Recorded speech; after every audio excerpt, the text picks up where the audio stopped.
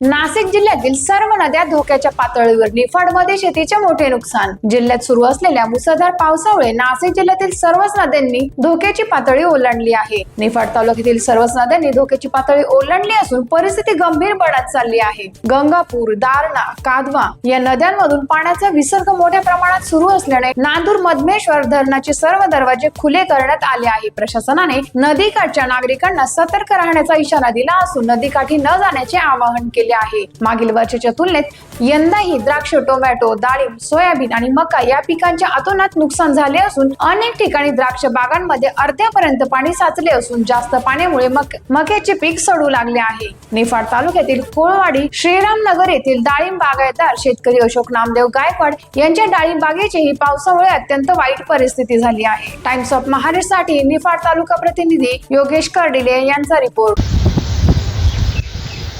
आपण आलेलो आहे आता निफाड भागामध्ये, निफाडमध्ये कोळवाडीमध्ये।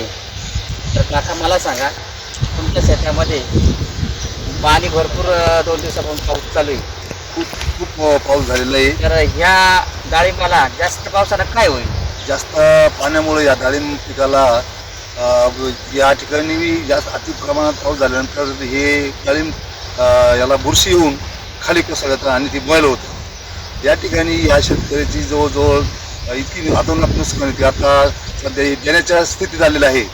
पण या पावसामुळं बरोबर पावडर मारून मारून सुद्धा त्याला आटोक्यात येऊन राहिले, बॉईल झाले, त्याला बुरशी आली, खाली खाली कोसळले ती।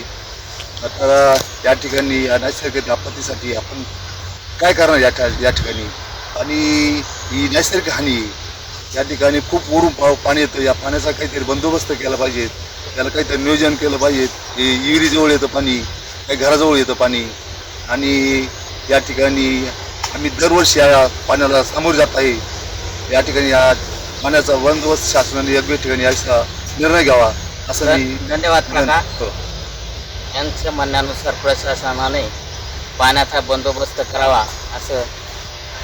नाव काय आपलं? अशोक नामदेव गायकवाड, राहणार श्रीरामनगर, गट नंबर 449-2। थँक्स।